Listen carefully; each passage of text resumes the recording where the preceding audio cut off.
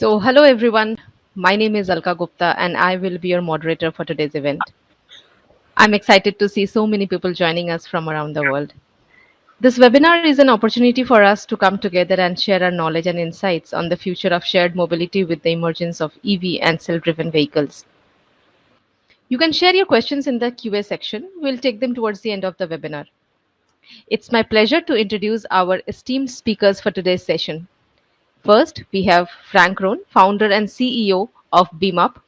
With over 35 years of experience in developing IT solutions, Frank brings a wealth of skills in financial, organizational, and technical aspects to drive mobility, IT, and service transformation with BeamUp. BeamUp provides a low cost, hassle free alternative to car ownership, moving away from high cost, low return, and waterfall development to continuous improvement. With his skills and focus on developing solutions using latest technology, Frank maximizes value addition for organizations and continuously evolves services through smart feedback mechanisms. Next, we have our very own Swarnindu De, co-founder and CEO of AllRIde Apps and Innofite Solutions. With over 15 years of industry experience, Swarnindu manages both technical and business development operations for both these companies. Swarnindu has also authored several books. So, without further ado, let's get started. Please join me in giving a warm welcome to our distinguished speakers. Over to you, Swarnindu. Thank you so much, Alka, for the wonderful introduction. Hello, everyone.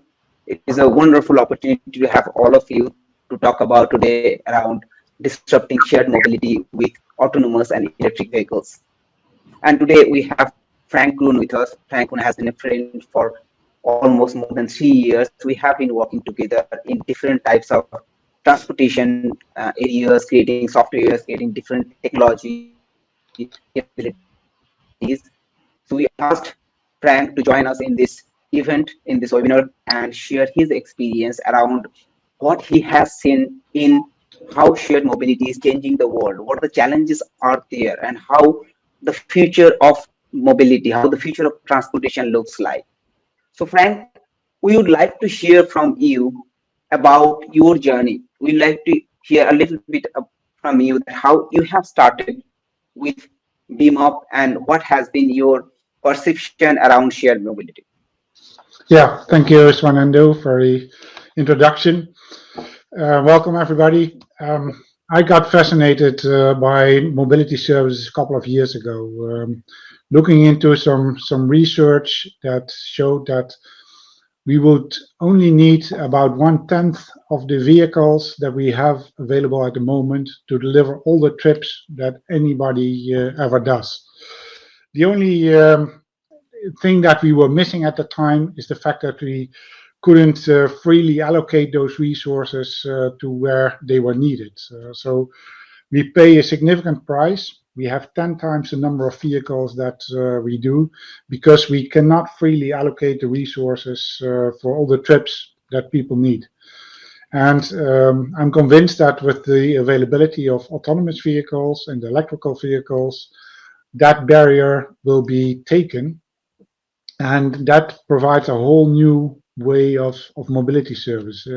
In a way, I think we are at the moment for the mobile phone era of 2005, when Nokia prevailed, and they had some good phones and some nice also add-ons to that.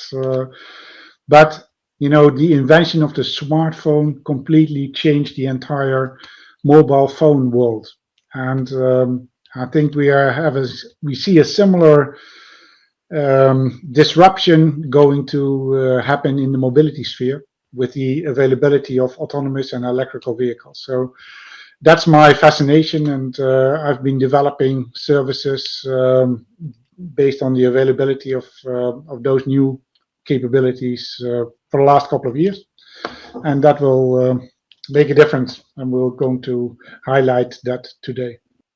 Wonderful. Thank you so much, Frank. And yeah, we are going to go through the journey. You are going to learn about what are the challenges are there, what are the different type of business opportunities are there in shared mobility. You will be able to see that how shared mobility has created an impact, has touched all of us with all these companies coming up in on-demand booking, on-demand ride-hailing, car sharing, bike sharing, all these different type of technologies and capabilities and businesses are coming around. And then with the future ahead with electric vehicles and autonomous vehicles, and we'll see that how the power of technology in shared mobility can improve and can expedite what we are presently having. So let us take a look at what are the major challenges we see in the private transportation, in the public transportation, and how shared mobility is going to change that. How shared mobility is, revolutionizing the way we we take transport. So what are the different type of challenges generally we see? One of the major areas of private and public transportations are traffic congestion. With the number of cars, with the number of vehicles increasing day by day, it becomes extremely difficult to have the public transportation. The traffic, the time required in from going from A to B, how that is increasing every day, right? So the traffic congestion is one of the major areas where shared mobility can make an impact. So this is one of the areas, Frank. I'm sure when you have started your the concept of beam up, you have seen that, and I'm sure that this is one of the major areas you have seen that probably shared mobility can solve, right? Absolutely. So traffic congestion is a major challenge all over the world. Where I live in the Netherlands, we have an average population in the car of 1.2 people. So that's showing that cars are heavily underutilized, and if we improve the utilization of each individual vehicles, we will have a significant reduction in congestion. So yeah, absolutely key challenge here. Exactly. And then the environmental impact, right? This is one of the areas we see that the pollution is increasing day by day, right? So that is one of the major challenges of the public and private transportation. Along with that, there are parking shortages, there are issues with the cost of ownership, right? So every car, the cost of cars are increasing and not everyone can afford it, right? So that is one of the areas, one of the major challenges that we are seeing.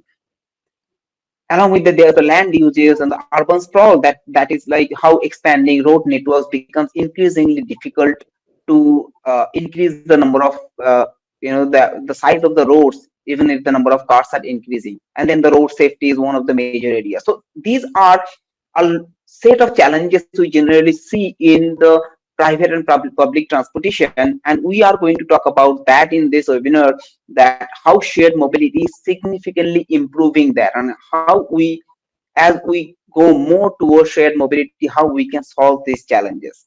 So let us see how the shared mobility market looks like. The shared mobility market that got a hit in the COVID era a little bit. You see that from 100% went to 96%, but from there we are seeing an increase, right? And then the Polaris market research analysis shows that which this market was around 96.01 billion in 2021, and it is increasing at a rate of more than 8% per year.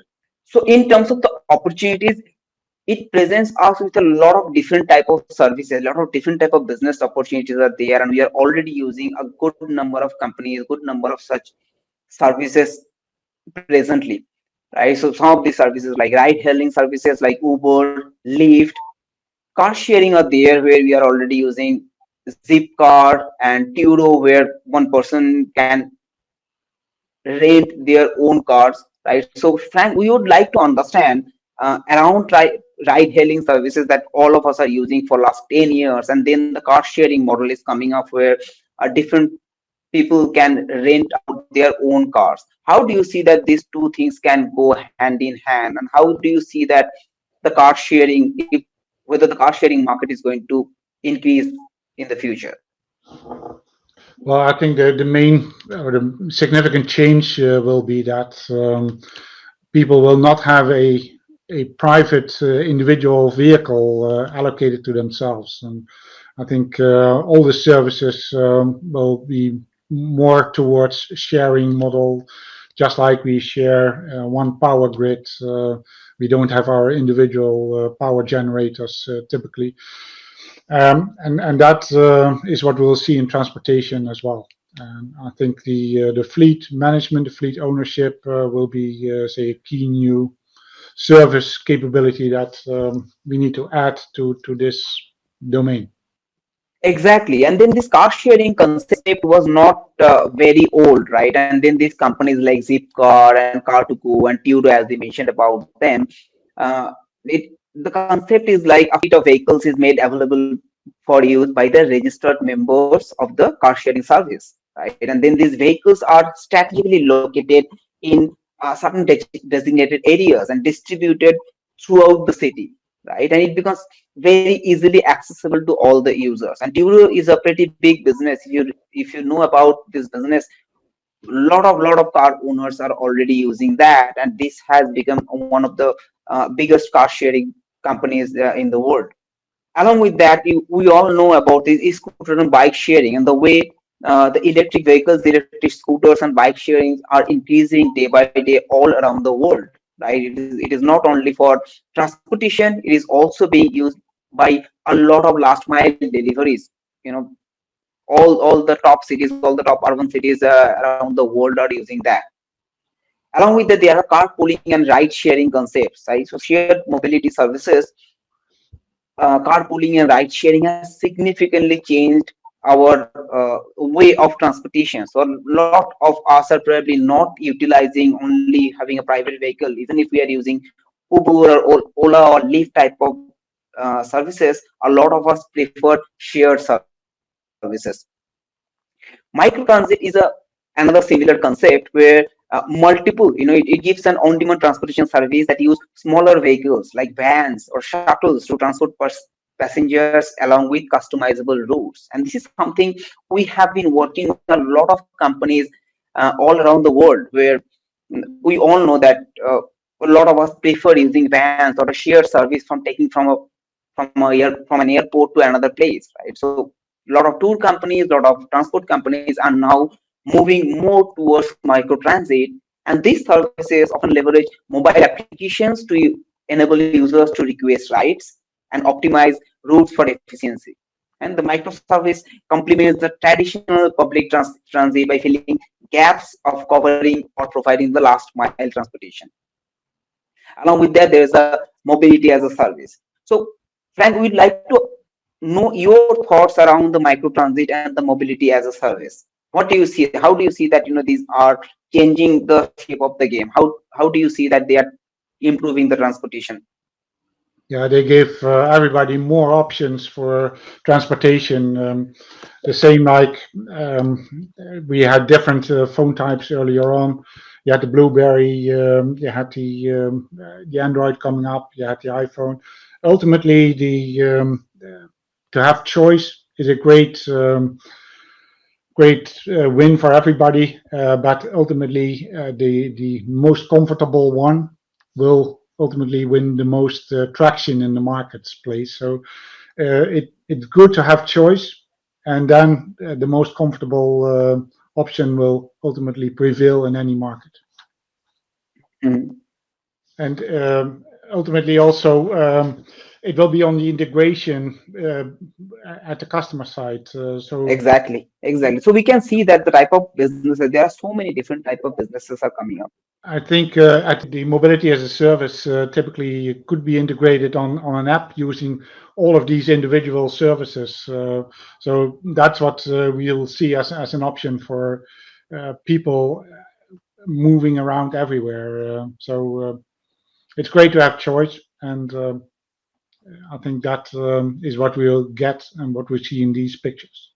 Right. How do you see that? A lot of people are now trying to utilize the combined transportation services. Right. A lot of cases they do not depend on a single mode of transport. They rather try to have a more like a combined mode of transport. So a lot of cases in those that has a part of private transport, and then a part of public transport, and then they are part of micro mobility. Right. So now we are seeing that a lot of businesses, a lot of companies are offering this type of solutions where one person can avail a combined transportation to go from A to B, but they do not need to depend on a single vehicle for that. Do you see that this is something going to increase, and this is something going to have more, receptibility among the users. So the multimodal transport is currently one of the best options available if you want to make the most efficient use of all the different options available. But ultimately, I think people want three things out of transportation. The first thing is it's got to be available 24/7. The second is it's got to be as fast as driving in a car or as the fastest mode of transportation available. And the third one, it's got to be economically efficient, so it's got to be cheap. And those three elements will determine what will prevail towards the future. But for now, it's definitely multimodal. Absolutely. So in terms of, as you mentioned that you have started Beam Up, and that has been pretty almost couple of years back you have started it. So and you have implemented some very interesting technologies. You have brought a subscription-based payment system. So that is something you are seeing, and people are opting for that type of capabilities. So what made you think of that people will be more going towards such a concept than the traditional ride sharing concept they are presently having from Uber or ride sharing companies? Yeah, what we see is that the new services like ride hailing, um, they create their own new market. So you would expect that they take a lot of business of existing taxi services, but actually we see that they only take 10% of the taxi business in a certain market, and 90% is new business. So, um, but I expect that we see similar change of patterns in all markets. That new use of new transportation modes will offer new options for the user, and that will drive the new services as well. So I think a lot of the services will coexist, and that might be the case until there will be some really prevailing services coming on top of it. Ultimately, I think those three characteristics will drive the ultimate winners in this market. So instant availability, speed, and economies drive what people will use. Exactly.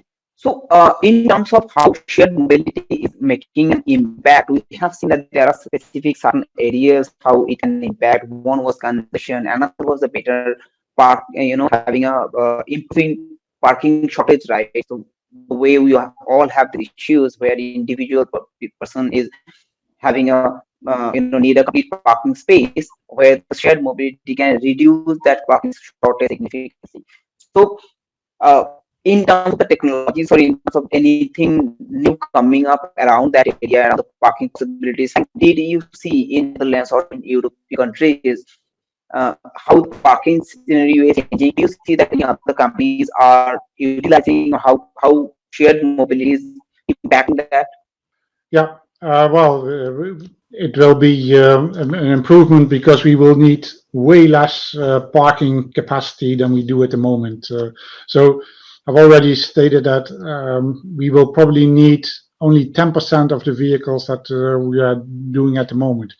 So all the vehicles will be most of the time really driving around with passengers. So that is also already reduces the parking capacity needed.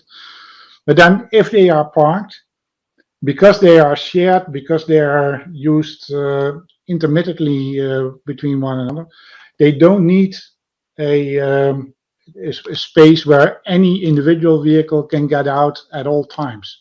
We just need to be able to get the right one out at any point in time. So the parking space can be way more compact, and we will need way less of it. So in fact, I think the parking space will be reduced by 95%.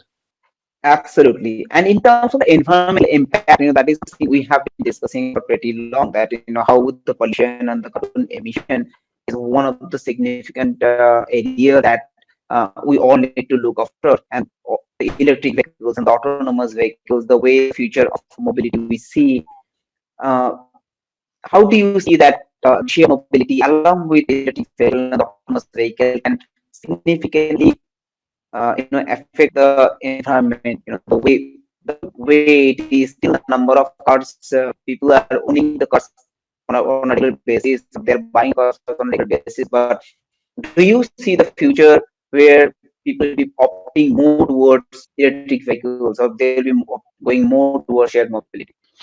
Yeah, I think shared mobility will have an advantage to provide the maximum convenience for the users. So you should consider a scenario that when the moment you need transportation, you'll let the providers know either through well, the medium you have available could be an app in your phone. You just let them know where you want to go, and more or less instantly a, a transport arrives, whether that's an e-bike or a car or any other option. It doesn't really matter. But if you have instant availability of that, then that would be the most optimal situation, and that's exactly where we are going with mobility.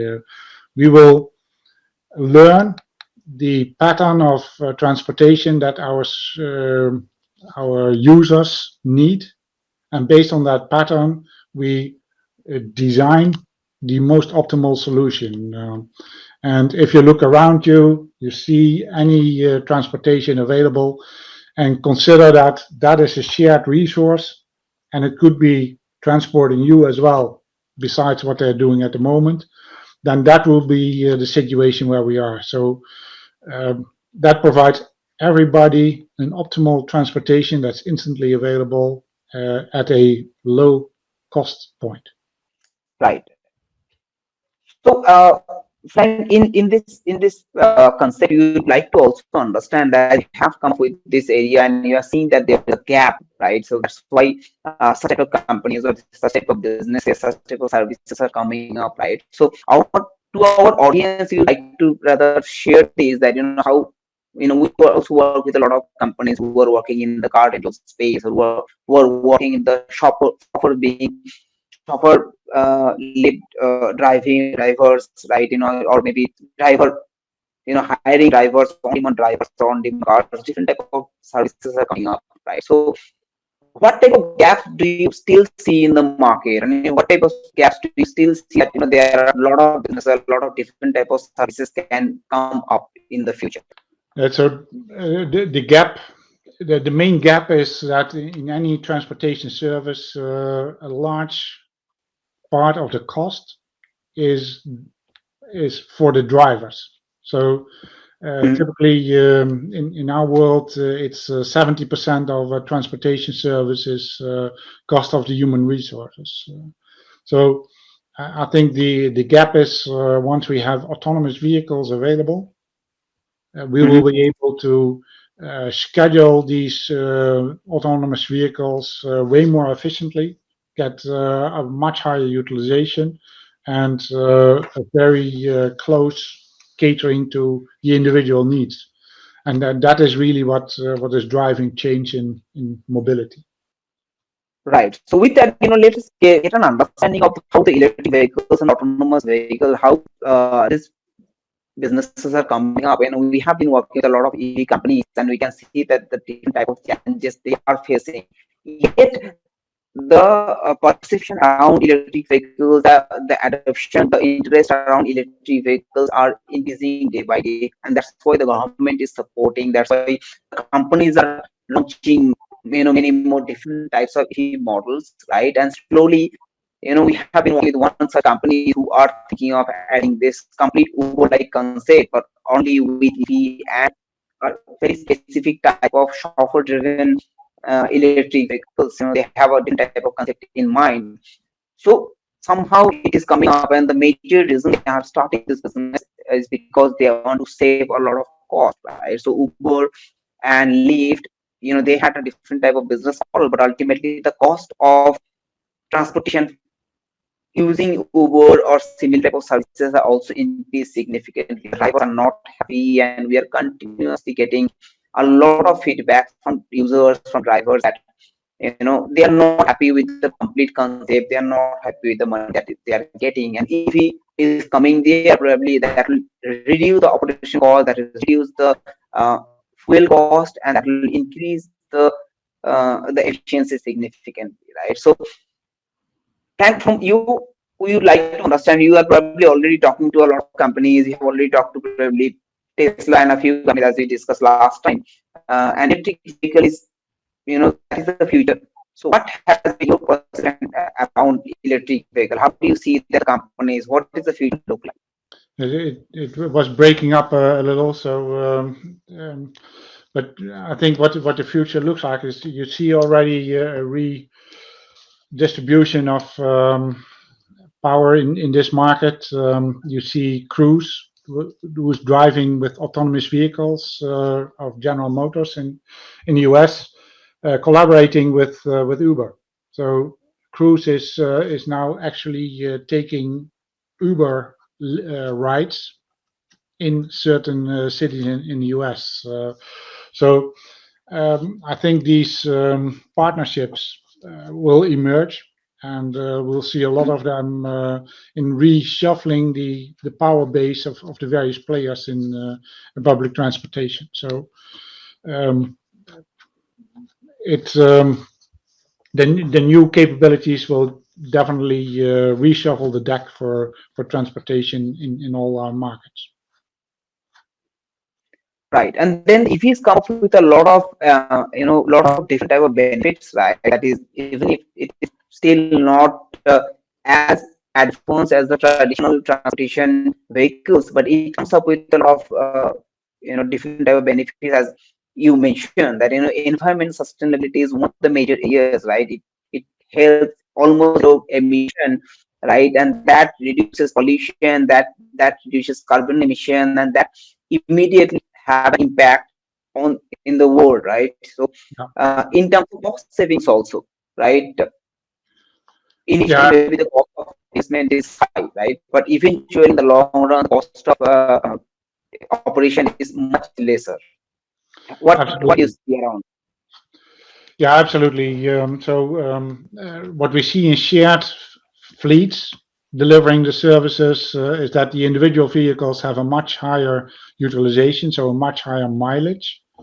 And because of that mileage, you want to have a low maintenance vehicle. And that is just a big advantage for electrical driven vehicles. So in fact, the migration towards shared mobility also means a significant transition from combustion engines to electrical vehicles.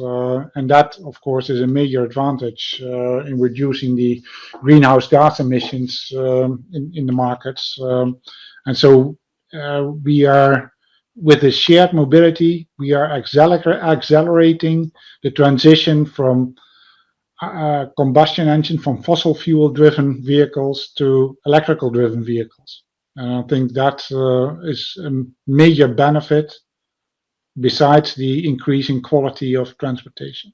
Yes, and in terms of the low cost of ownership, initially it seems that the cost of electric vehicles are always high, but then uh, if you look into the long run, that ultimately the investment is on a lower end, right? And that's something we have been seeing. A lot of businesses are uh, banking in, and they are mostly ready to invest this initial amount in buying EVs, because at the long run it's going to reduce their operational cost significantly, and that will help them break even as soon as possible. So in terms of the energy efficiency, I'm sure that you have been working with some of these companies, and you mentioned about the high mileage, right? But then don't you also see that if we some of with certain challenges in terms of charging, in terms of a lot of charging stations requirement, and the different other requirements, that the infrastructure is required before a city can optimally they can start the EV operations.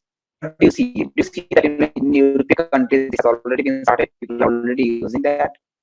I'm sorry, I I had an interruption in my audio feed, so I missed the last question. Yeah, so I was saying that if you're able to hear me, so I was saying that in terms of the energy efficiency, it says that there are high mileage, but in there also there are a lot of different type of costs involved in terms of infrastructure costs, in terms of charging station costs, right? So cities, urban cities are yet really not having complete infrastructure set up for e-operations. What are Yeah, you seeing in the different type of European countries? yeah. So it requires also an adjustment of the current facilities for the energy feed that you get to the fleet.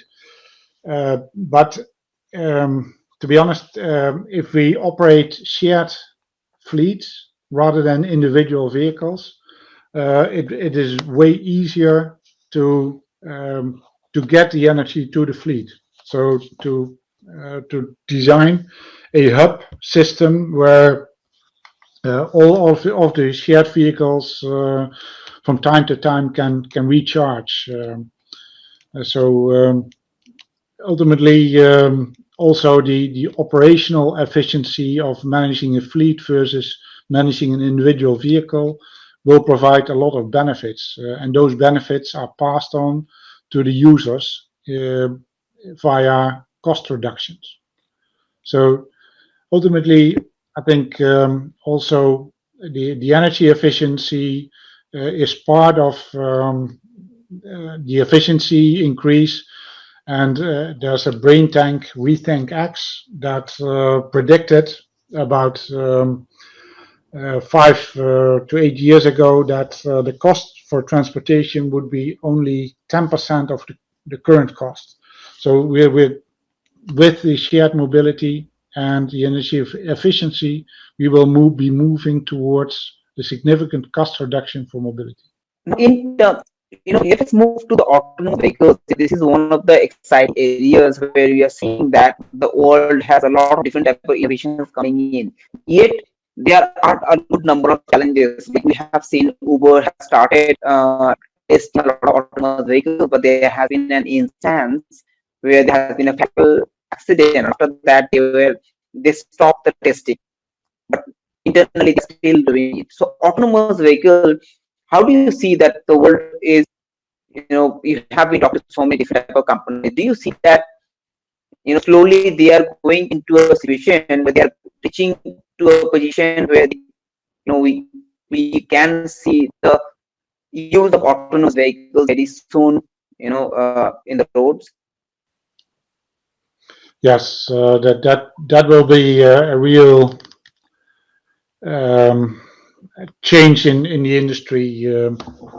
The fact that we will be able to direct a fleet of vehicles to everybody, every user's individual needs, which means you will have instant transportation available when you need it without owning an individual vehicle.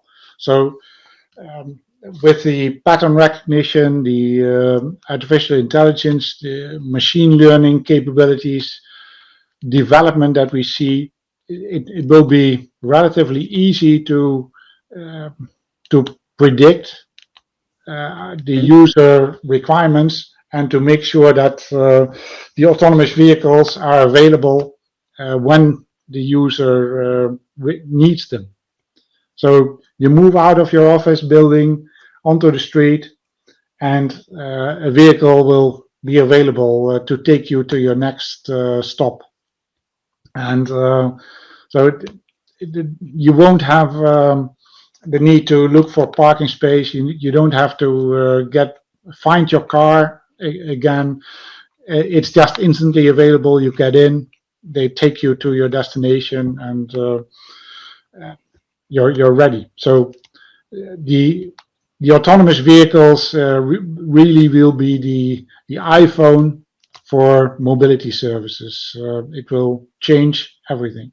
Okay, absolutely. And in terms of efficiency, like, as we are talking about the shared mobility, it says that then it is going to increase the efficiency and the safety of the shared mobility if an autonomous vehicle is used. But that will only achieve when the testing of autonomous vehicles, when we see that the autonomous vehicles are properly utilized and people are using it, right? So how do you see in terms of the trust factor? Do you see that a part of public has agreed or they have accepted the concept of autonomous vehicle?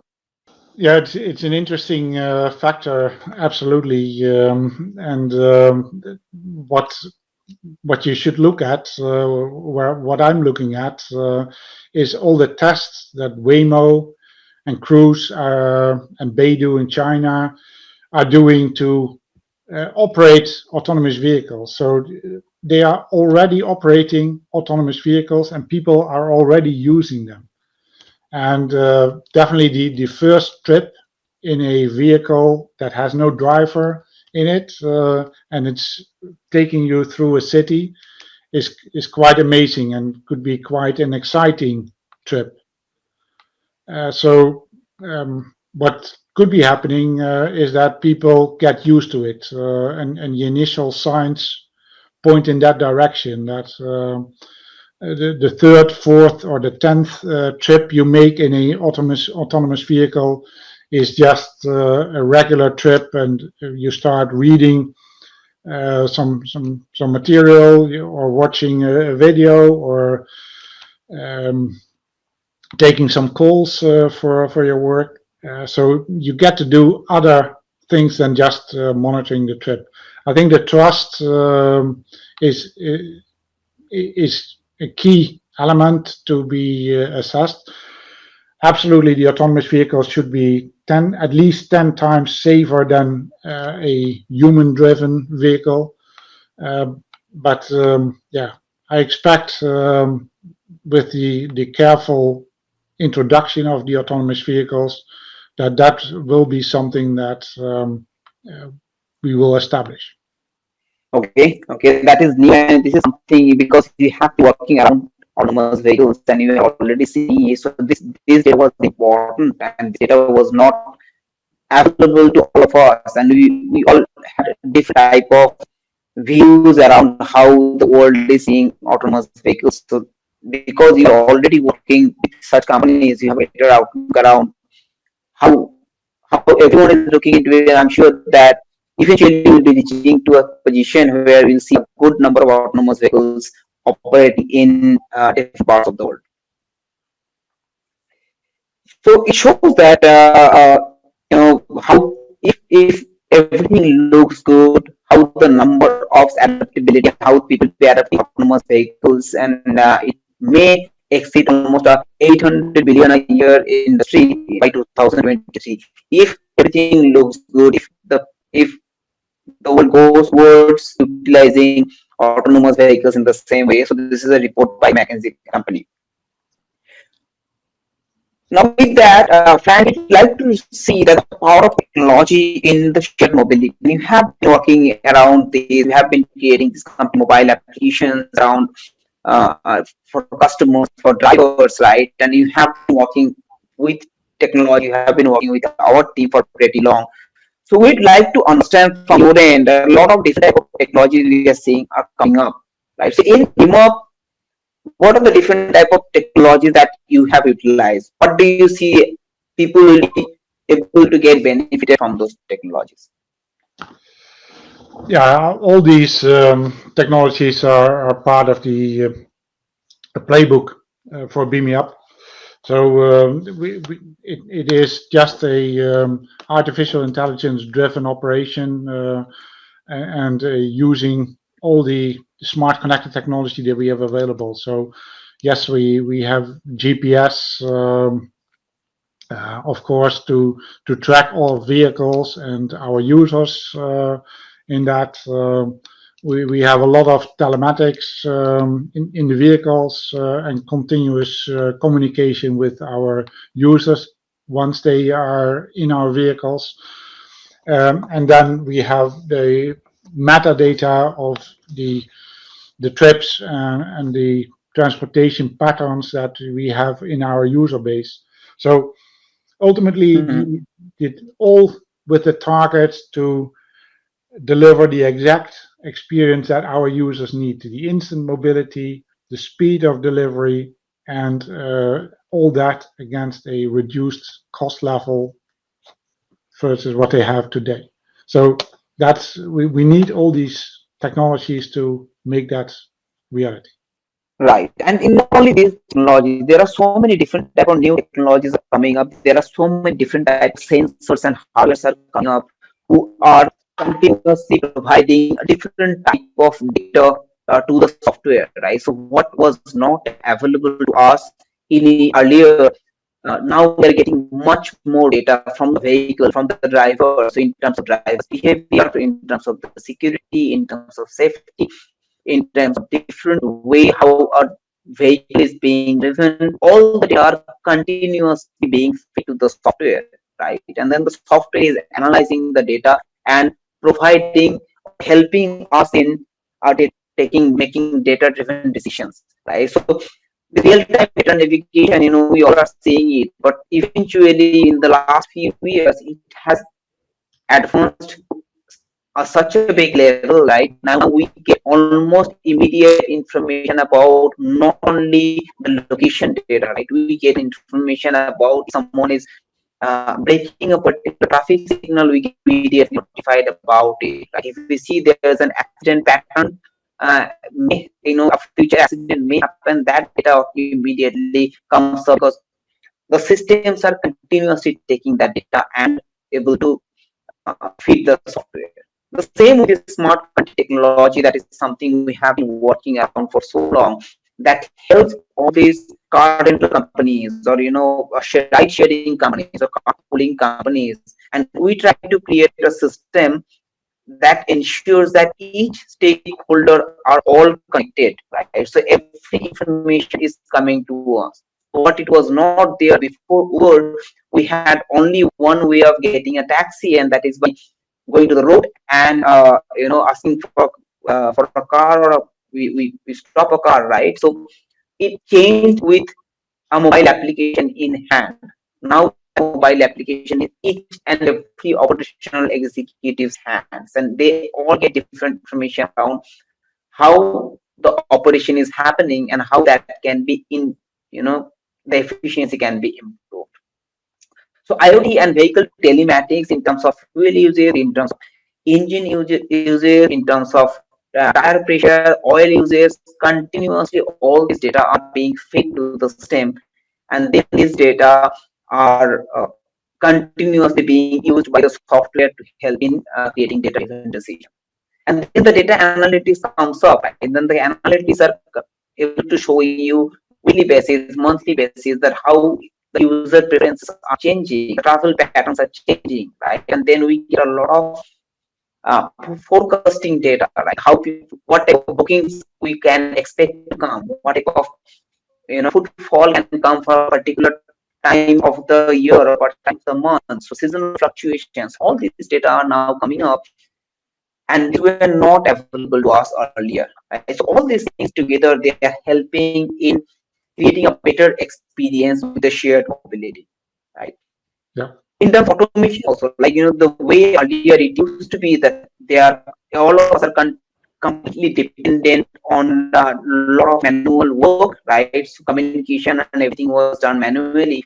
Now everything is automated. So whether it is down to the customers and the service, or it is around the service and their employees like operators and their drivers, everything is now automated, and the data is flowing among each other. So when you have created Beamer up, and we have seen that how it was an initial version, it was a small APP, and we have worked on very specific feature, and eventually it has reached to a product that is today.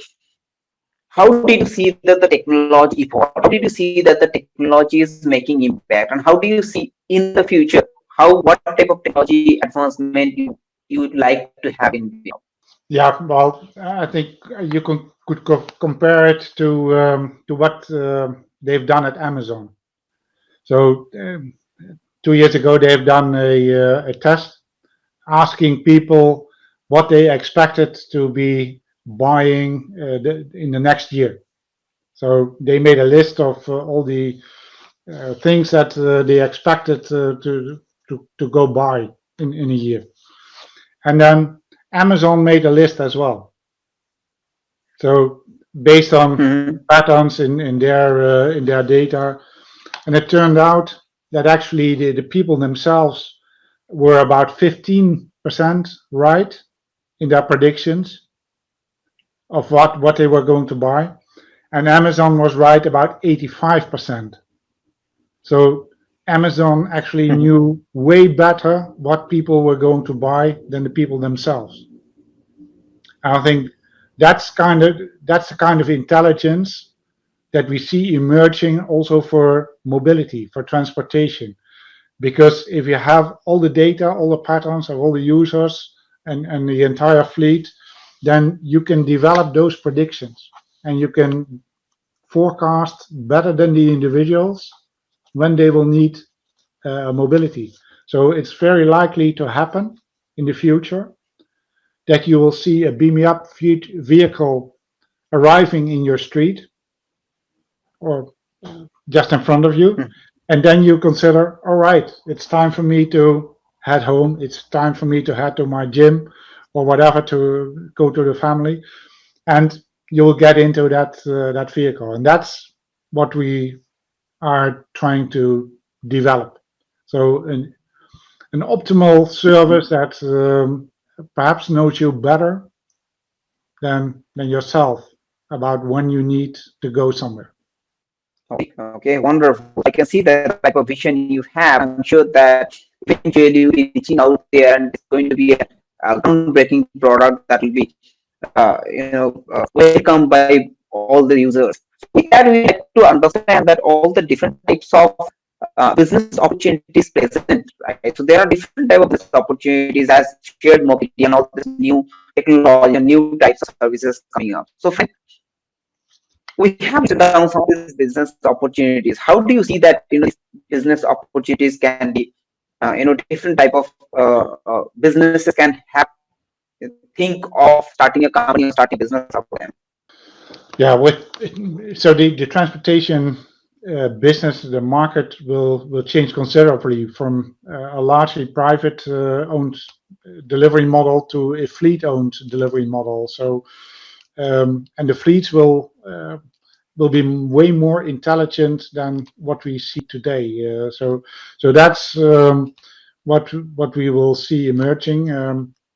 And also what you take from this list is we will see a separation of the human transportation and the goods transportation, if you like. So those streams will be separated, but they will be synchronized at some point in time. So if you need to take your tools with you to a job, the tools will be shipped separately from yourself, but the tools should be there when you arrive on the job.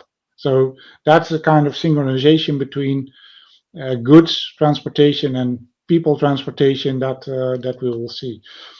And then on the back of that, catering to the fleets, and we will see a lot of supporting capabilities emerging, like the infrastructure operation, the service hub operation, the energy feeds, like battery swapping of charging infrastructure operation. So that is the change that we will see, and those are all the business opportunities for all of us in that new constellation. Wonderful, wonderful. Thank you so much, Frank. It was great to share all these insights from you. And I think we are almost in the presentation, and now we can move towards the question and answer. I can see that we have got some of the questions. So thank you so much. I'll move. I'll hand the discussion over to Alka, and Alka, you can probably take us through the question answer and rules. Yes, thank you, Swarnindu and Frank, for this wonderful session. So we'll quickly move to the questions that have been asked. So first is from Salah. He is asking how realistic it can be switching to electronic vehicles in countries where a large number of cities do not have electricity 24 by 7? Yes, good question. And it's very good to know that of course each electric vehicle has a very large battery, so it could drive on that energy for hours anyway. So even if the power is failure, the vehicle would still be able to operate because of the battery capacity. Um, but we will see also in power grids is it will be migrated towards a sustainable model of wind, solar, and batteries. So what I expect to see is that also around the globe we will have a model where the power grids are supported by batteries to support power services, even if the power plants are down. So that in that model, we can move to a um, fully reusable energy source and still have the energy available around the clock. So it still takes a lot of development, but of course, uh, because the vehicles have their own battery and because the power grid will be supported increasingly by battery capacity, that will be the solution in the long run. But it takes some development. You're right. Thank you, Frank, for answering this question. So we have another one from Salah. He's asking, how early can we expect completely safe autonomous vehicles on road, and how AI machine learning can contribute to that?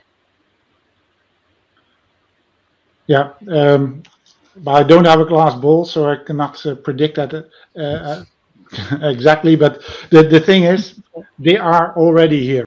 So Cruise is operating autonomous vehicles in San Francisco, in Austin, in Phoenix, and in LA. Waymo is doing that also in Phoenix and San Francisco. Beidou is doing it in Shanghai, in China.